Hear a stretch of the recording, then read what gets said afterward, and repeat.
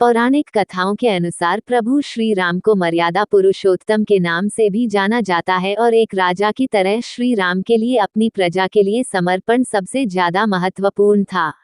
ऐसे में जब लंबे समय तक रावण की कैद में रहने के बाद माता सीता जब वापस आई तो उन्होंने अग्नि परीक्षा दी थी। हालांकि जब लक्ष्मण को इस बात का पता चला तो लक्ष्मण राम से खफा हो गए और यहाँ की उन्होंने अपने भाई को माता सीता को अग्नि परीक्षा से गुजरने के लिए विद्रोह करने तक धमकी दे डाली थी। इसके बाद राम ने लक्ष्मण को बताया कि असल में वे ऐसा इसलिए कर रहे हैं ताकि असली सीता को हासिल कर सके।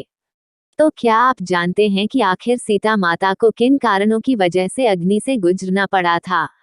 पद्म पुराण के अनुसार रामायण में एक नहीं बल्कि 2 सीता थी, पहली असली और दूसरी माया की सीता।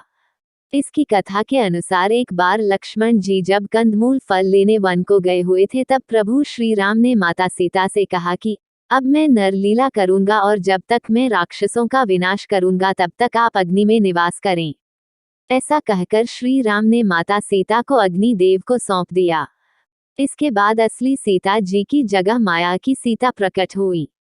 इस तरह जब सीता जी का अपहरण हुआ तब वो माया की ही सीता थी। जब युद्ध समाप्त हो गया और राक्षसों का विनाश हो गया तब भगवान श्री राम ने माता सीता को अग्नि परीक्षा के लिए कहा और माया की सीता अग्निकुंड में समा गईं। माया की सीता के अग्नि में समाते ही असली माता सीता अग्नि से बाहर आ गईं और इस पूरी अग्नि परीक्षा का सिर्फ एक यही कारण था। सीता माता के प्रतिबिंब का रावण ने किया था हरण। अग्निदेव ने सीता माता को अपने सुरक्षा चक्र में रखकर कुटिया से गायब कर दिया। वहां पर सीता माता के प्रतिबिंब को रखा गया। रावण ने असल में सीता माता का नहीं बल्कि उनके प्रतिबिंब का हरण किया।